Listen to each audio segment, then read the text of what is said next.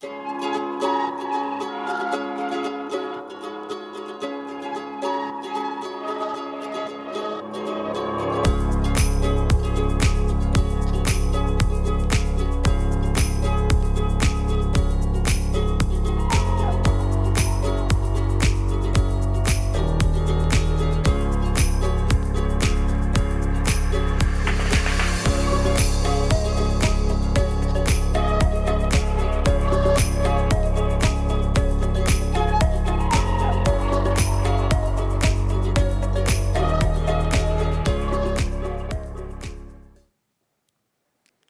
morning, everyone. Thank you. My name is Maria, and I'm Ike's other half. Yeah. The better half. Yeah. No. That's what I expected you would say, but... I usually don't see you guys because I'm in the children's wing over there in children's ministry, leading and loving my 15 grade 1 kiddos. And that's where I love to be. One thing you can know about Deer Run Church is that we love children here. And we believe in families. And while you're in here every Sunday, we're over there in children's ministry, and we're doing the same thing that you're doing here. We're leading children to become fully devoted followers of Christ. So in the last 3 weeks, we've been going through the introduction, or the last 4 weeks, we've been going through the introduction kind of our theme for 2020, Made for More. And so we're now going to start another series called Just a Phase. And this, I think, ties in really, really well with the Made for More. So as you go through this series with us, I hope that as families, I hope that as aunts and uncles, as siblings, as cousins, grandparents, all of the different groups that are represented here, I hope that you recognize that all of us have a part in family life, and that we want to lead our families in such a way that they will discover that they are made for more, that our kids will discover that, as families that we will discover that. And so we're going to walk us through these different phases. We're going to look at, today we're going to look at sexuality, we're going to look at media, we're going to look at faith, and I think it really ties in well. So to begin kind of our series, let's look at something that I think most of you've heard. You've probably all, at some point in your life, heard this saying, or you've said it. It's just a phase. And the way you normally conclude that is how? And it will pass. Just the idea basically behind it is just endure this. They're 2 years old, just get through it, survive, and then you'll be okay. And so what we want to do instead is we want to put a positive spin to that. So we want to rather look at it and say, it's just a phase, so don't miss it. Okay? So I want you to see that. There's a very, very different mindset as, it will pass. It'll be okay. You want to rather look at it and just say, it's just a phase, so in this phase, we don't want to miss it. So what do we mean by a phase?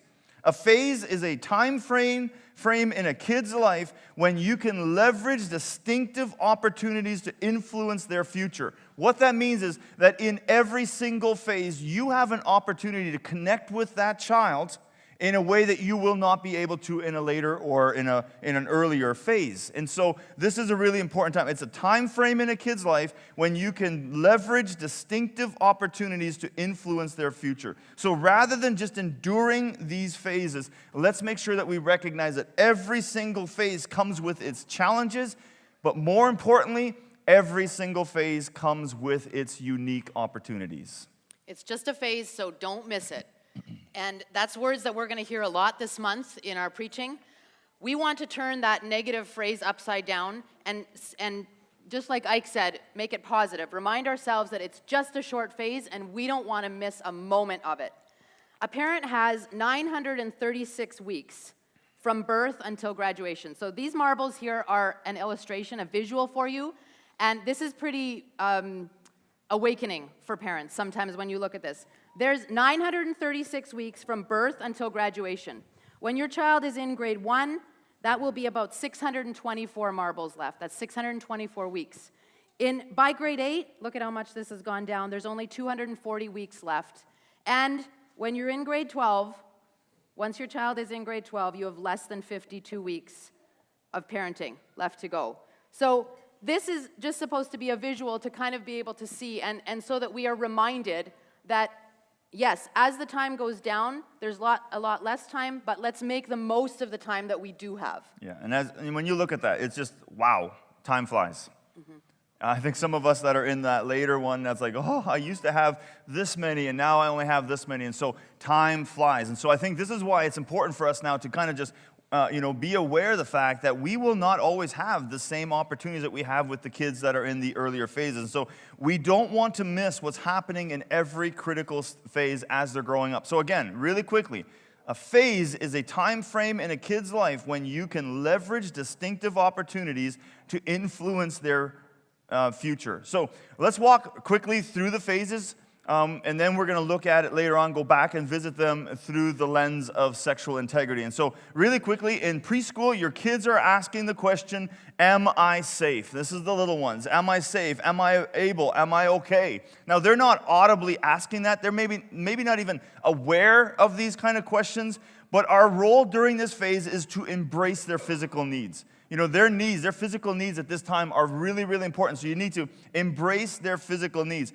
Ask any mom of a toddler how exhausting that is, and she's going to look at you, and if she can, still has energy to say, I agree, she's going to agree with you, because it's a complicated, it's a difficult, it's an exhausting time, but we want to embrace their physical needs. But to bring your child through this phase, you will need to respond consistently. Develop their confidence, cultivating their self-control. Discipline during this phase is very crucial, because this is the discipline phase if you took the parenting course. And so this is an important one. In the elementary phase, here we are caregivers and are going to engage their interest. This is a fun phase, okay? Their wonder and discovery are high, and they are like little scientists, forever and ever trying to discover, trying to understand, trying to, get a grasp on what's happening. Their internal question is this: do I have your attention? If you have these kids in this phase, you've probably heard this again and again. Look at me, look at me. You see what I made? I drew this. Mom, mom, mom, mom, mom, mom, mom, mom. And I could just go on and on and on. And you're like, I am trying to do, mom, mom, and why are they, what, mom, dad, why? Are you paying attention to me? Do you see me? Do you notice me? Do I have what it takes? Look at what I drew. Is this good? Is this good? They're constantly, do I have what it takes? Am I good enough? All those kind of things. Do I have friends? Motivated, all of this is motivated greatly by fun. And so this is, again, a very interesting, but it can be, tiring, but it takes a lot of work. But the investment you make in these phases are crucial. Middle school years, that's grade 6 to 8. We as parents are here to affirm their personal journey. God knows they need a lot of affirmation, right? And we've all been there. So they are asking questions like, who likes me? Who am I? Who do I want to be? We're here to provide stability, celebrate their uniqueness, and help them to experience significance in junior high. And then lastly, in the high school years, those ones, our children need us to mobilize their potential and prepare them for service. So we do this by answering their internal questions of, where do I belong? Why should I believe? How can I matter? Through supporting them in community, clarifying values, and helping them to create a plan for their future. This is when we're launching them, right? And of course, through it all, we're bathing the phases in prayer, right? Lord, help me be the parent that my child needs. Lord, help me be the grandpa that my child needs. Lord, help me be the adult friend that this child needs. And at the end of that, when we've emptied the jar of marbles, and when we've embraced and we've engaged, we've affirmed and we've mobilized, we will have prepared them for authentic faith in Jesus Christ, and also a personal mission to contribute to the world in a healthy way as adults. So there's the phases really, really quickly, and obviously much, much more can be said. And again, those it's important for you to pick up some of the resources that are at the back, because they're going to help you understand the phases. But let's go back now, look at these phases again, but now through the lens of sexual integrity. We want to walk through these because sexual integrity is one of those things that you need to recognize starts already, at the earliest phases. You need to have those conversations early on. So what do we mean by sexual integrity? It's the idea of guarding my potential for intimacy through appropriate boundaries and mutual respect. Okay, you see it on the screen there. Take a look at that, because this is so important. The idea of guarding my potential for intimacy through appropriate boundaries and mutual respect. Remember, every phase is crucial. You do not only start talking about sexual integrity when they're in the last phase. This is something you begin, because here's what you need to know about all of the things that we're going to talk about. You build from one phase onto the next. So if you haven't laid a foundation for something here, you will have to pick up that work later on. And so it's really important for us to recognize that every single phase is crucial. So in the preschool stage, this is ages 0, so newborn to age 4. The goal here is to introduce them to their body. So this is pretty simple. Obviously, you're not going to be having an in-depth sex talk with a preschooler. Please don't. No, but you want to start the conversation. And this is really, honestly, as easy as it gets here. There's nothing, this is not an awkward stage at all. Start with the basics. So between ages 1 and 2, the sex talk is going to sound something like this. God made your body. God made your hands and your nose and your eyes and your feet. God made you special, just the way that he wanted you. Psalm 139, most of us know that. Psalm 139, verse 14, it says, I praise you because I am fearfully and wonderfully made. Your works are wonderful. I know that full well. So we say, God created you and your body. That's the sex talk at this phase. Make sure to name body parts, right? Use the real names for private parts. And when you do that, it brings dignity to those parts, and it also teaches kids respect. We're not going to use baby talk. We don't refer to, I don't want to say slang words right now, but we don't say baby talk words or slang words for body parts. We use the right words so that we can continue that on. And usually it's the parents that are awkward around that, not the kids. Right. The kids don't know anything else, It's like, is it a wee or is it a, they don't know. You are the only one that's awkward. That's true. So that's why it's important to actually not be awkward and It brings dignity. Right, exactly. So as they grow in this preschool phase, you will have lots of opportunities to affirm them in their growth, right? And you know that. If you've seen children around, you know that they're just looking for that affirmation. So we want them to have a very healthy view of their body and their sexuality. So include lots of hugs and cuddles as you talk, which isn't hard with preschoolers and newborns. That's a fun part. Answer questions honestly and encourage them to keep asking. It's good. Keep asking the questions. So part of introducing them to their bodies is also acknowledging the difference between males and females. Okay, so if you're having conversations with them and maybe they're asking, about different body parts, it's okay to say something like, no, girls don't have a penis.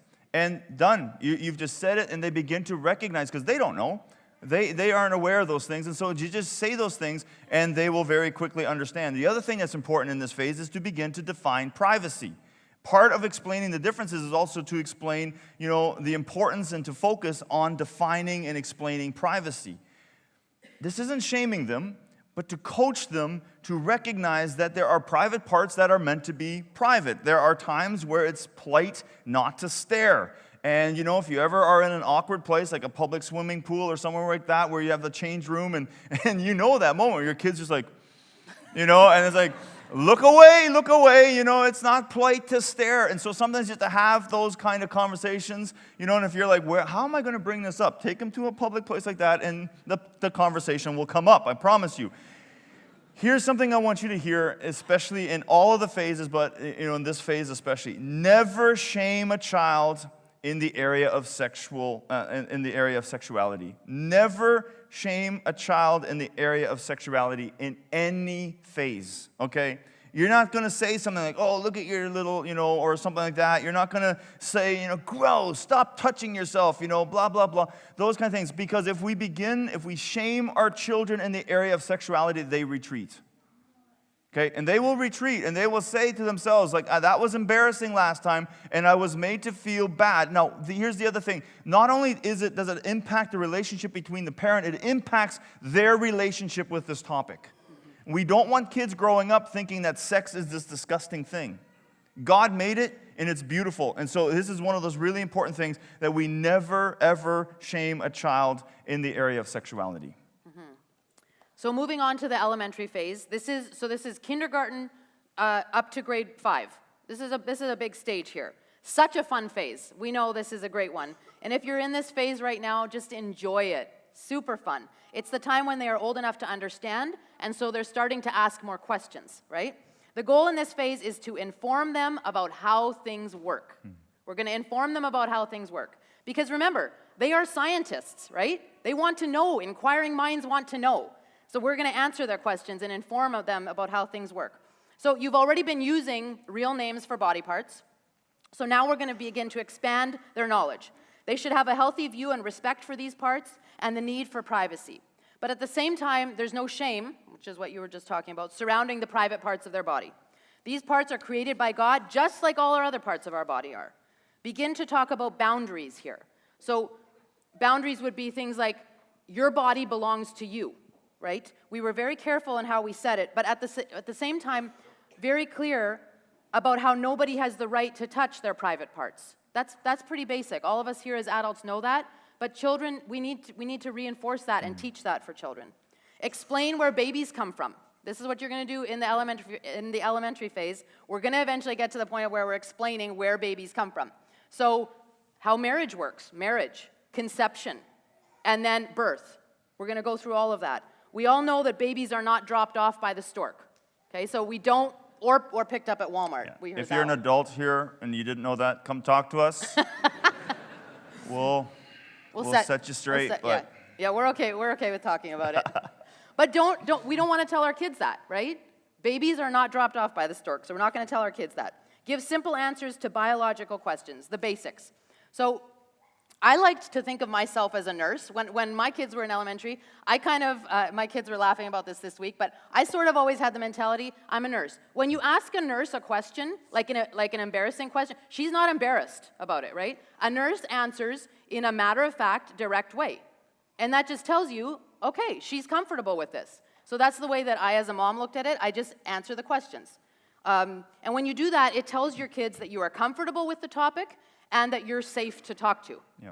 The sex talk at this stage explains what happens. And so don't be afraid to have the what is sex talk. Okay? We're not just talking about the sex talk. We're talking about now what is sex.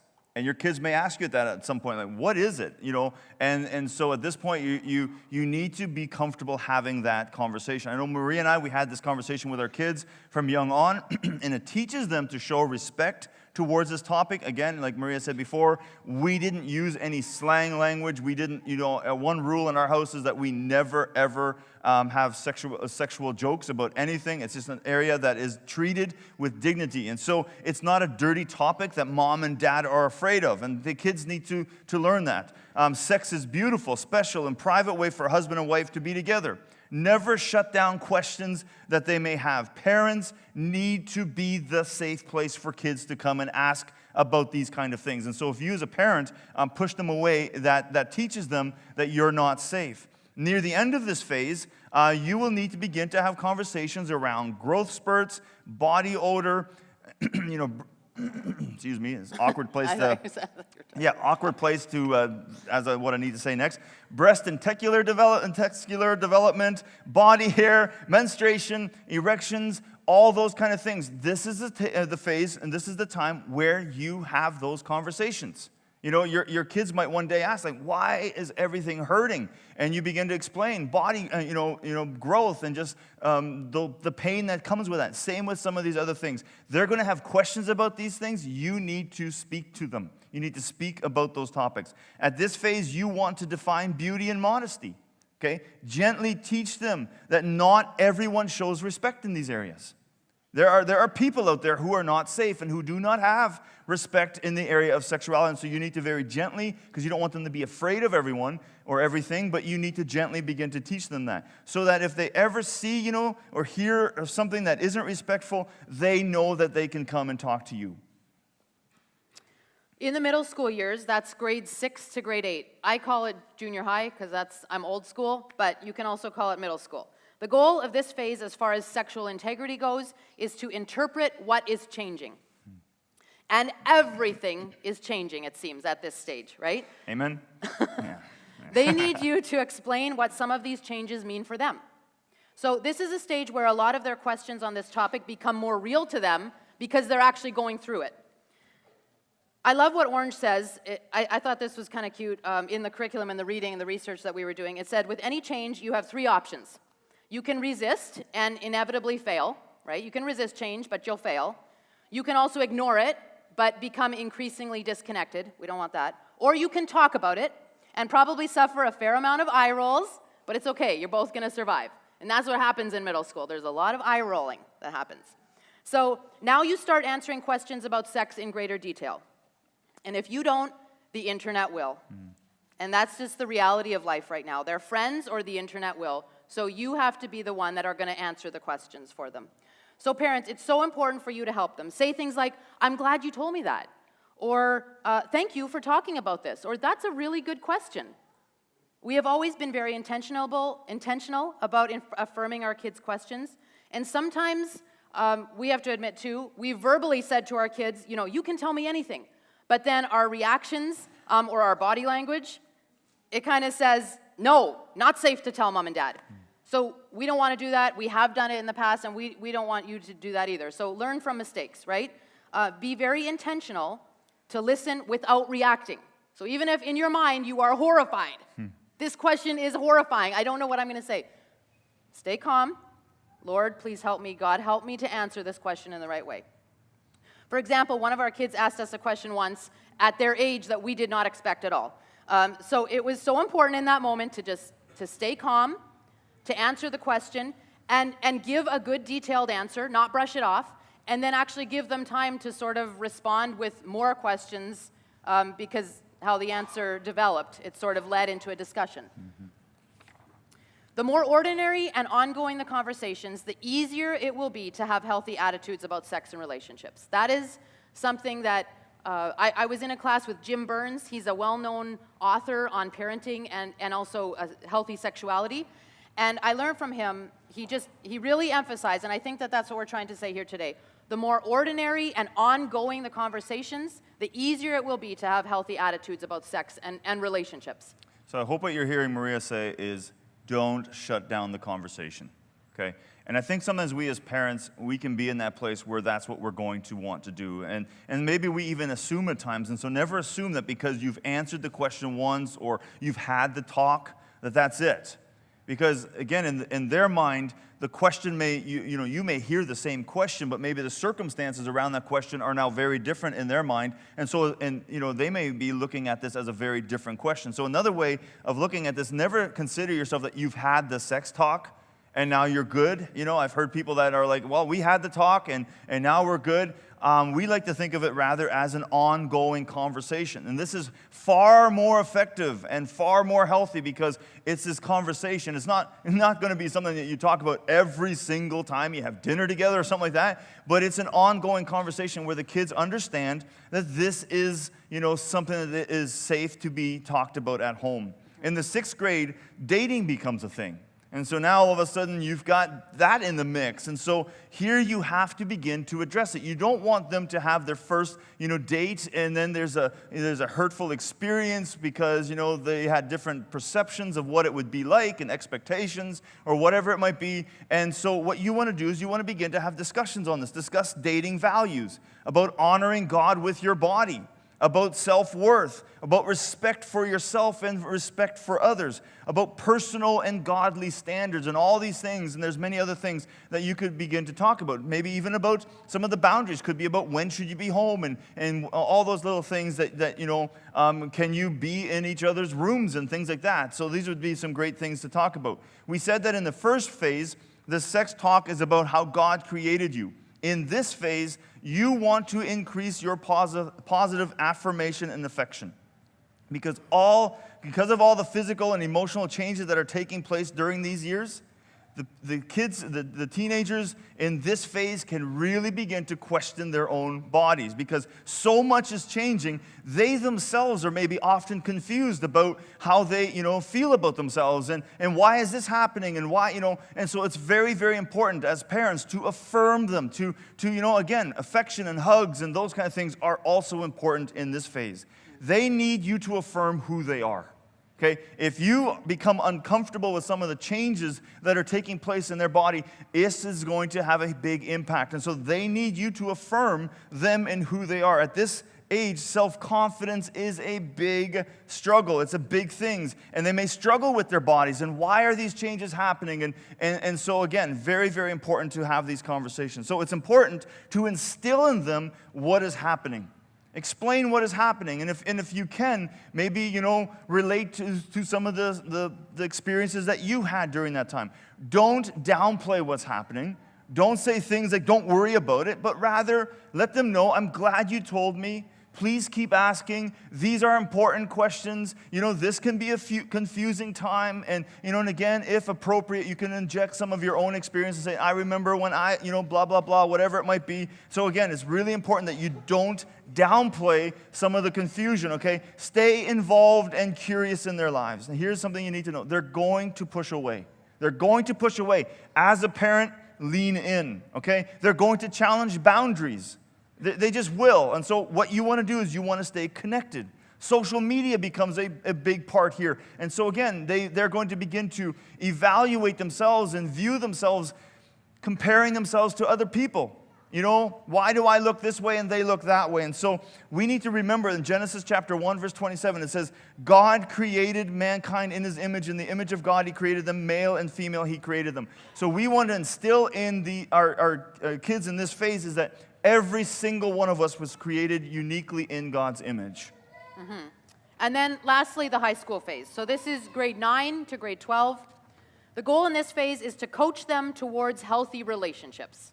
Coaching them towards healthy relationships. So our disciplining and our training and those kinds of things are done. We're moving on to now coaching in these high school years. You want them to establish personal boundaries and to practice mutual respect.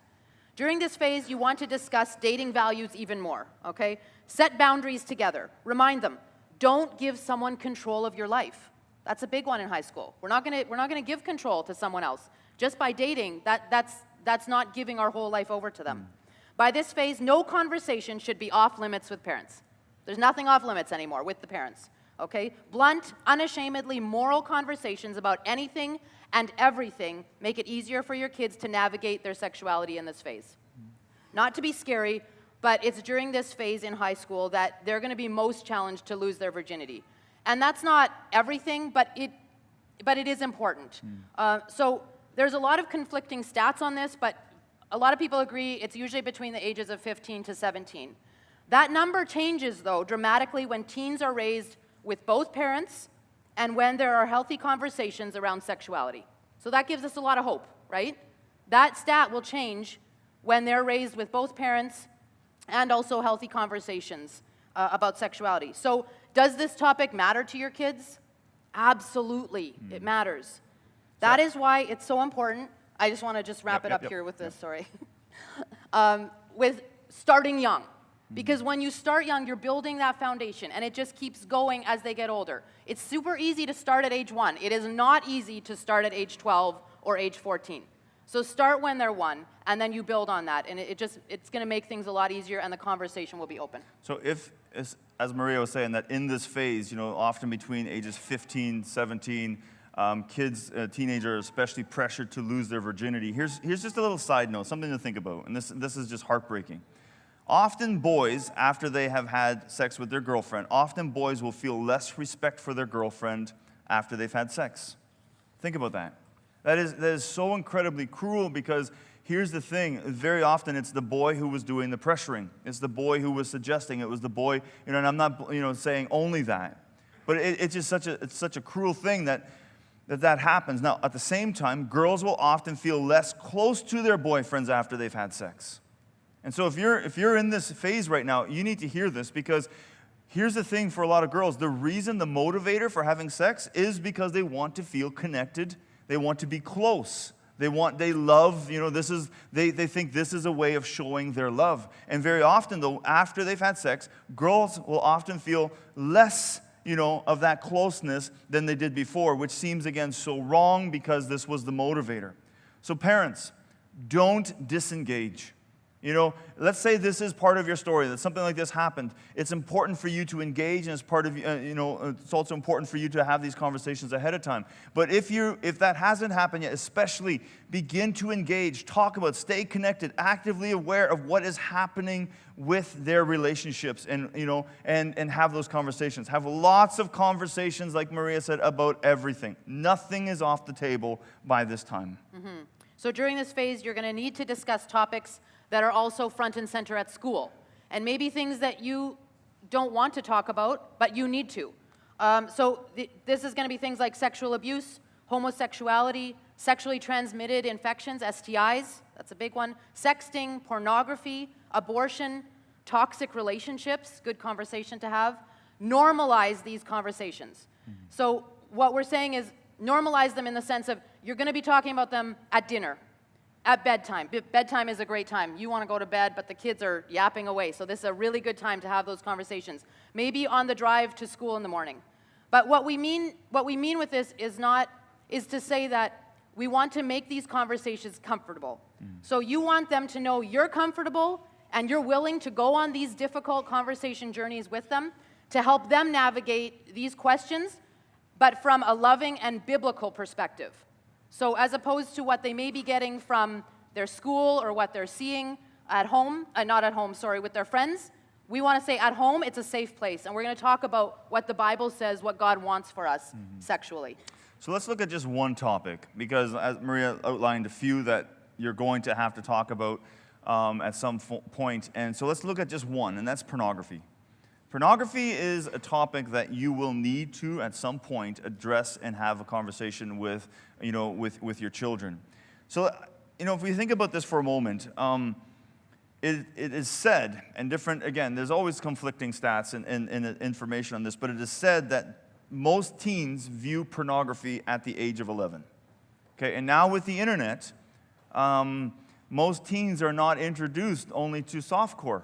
They are introduced to some very, very disturbing material because it's all on the internet. And so it's very, very important for us as parents to have these conversations. Now, if you're like Maria and I, this is the kind of conversation that you just wish you didn't have to have. This is the kind of thing that you're afraid of. And so I want to give you 3 rules on what to do should you ever encounter that your child has viewed pornography. Rule number 1, rule number 2, and rule number 3 are the exact same.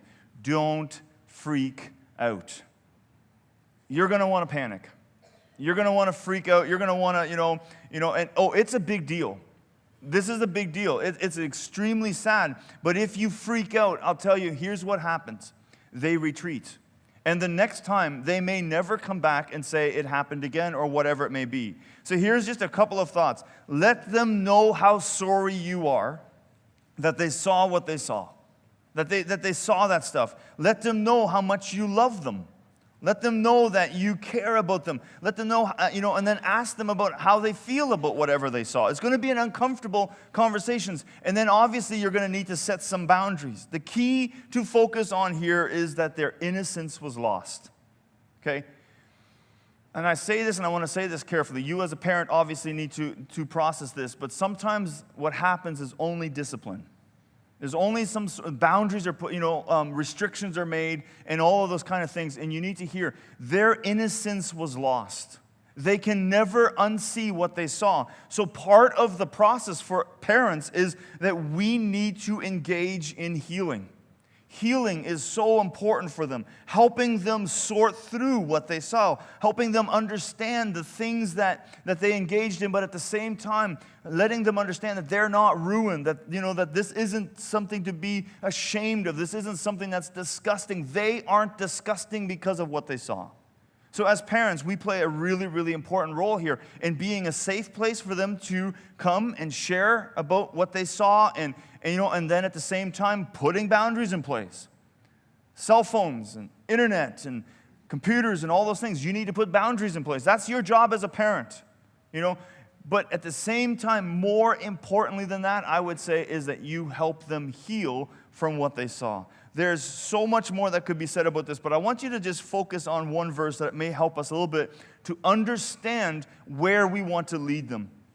1 Corinthians chapter 6, verses 19 says, "Do you not know that your bodies are the temple of the Holy Spirit who is in you, whom you have received from God? You are not your own. You were bought at a price, therefore honor God with your bodies." Now, what we may be tempted to do sometimes with a verse like that is to use something like that almost to hold it over our kids. What I want us to do is we need to have boundaries, okay? But at the same time, you need to remind your kids, you are so beautiful, you are so amazing, that your body is the temple of the Holy Spirit. So let's heal. let's restore, let's have forgiveness take place so that they can continue on in this incredible journey that they are on. And I think where we want to land is to encourage all of us that have influence on children. So parents, obviously especially parents, but also grandparents, aunts and uncles, adult friends, and mentors even maybe, to start the conversation early and keep it open and ongoing. Jim Burns, in Teaching Your Children Healthy Sexuality, one of the books that I have really found very inspiring, he teaches and he says, the most effective way to teach healthy sexuality is to take advantage of spontaneous, teachable moments whenever possible instead of more formal talks. Use everyday situations and life experiences to get your message across. And God taught this concept first in Deuteronomy, right? When he commanded us to teach our children to love him with all of their heart, all of our soul, all of our mind, all of our strength, right? And he said specifically, teaching them while you're at home, when we sit at home, when we walk along the road, when we lie down, and when we get up. That's what this is. Just teaching to keep the conversation open and ongoing, consistent, and also continuous, just like God commanded us to. All right, so we need to wrap up, but I hope that this has given you some tools to think about. Just really quickly, there's more information in the back, but before we close, we want to invite you to an event that's going to happen at the end of this phase, okay? So really quickly, on February 16th from 3 to 5, we are going to host a conversation breakout. And what we want to do at these is we want to invite you just to come as parents, to listen and to engage in conversation. And so, that we went through a lot of material here. Hopefully you've taken some notes, but I think what would be really beneficial is that maybe as parents we gather together and no one's going to be teaching there, but just gather together and just say, hey, here's what I'm experiencing. Here's some of the things that we're going through. And so we hope that this is going to be a great way for you as parents to be resourced, but also to resource one another. And so let me close in a word of prayer, and then we're dismissed. God, we thank you so much for this time. And Lord, I just pray for parents here that are maybe in a place where they're wrestling with how to begin. Maybe they're in a phase already down the road, and they are in the midst of some of the messiness, some of the complicated topics that we've talked about in the difficult places.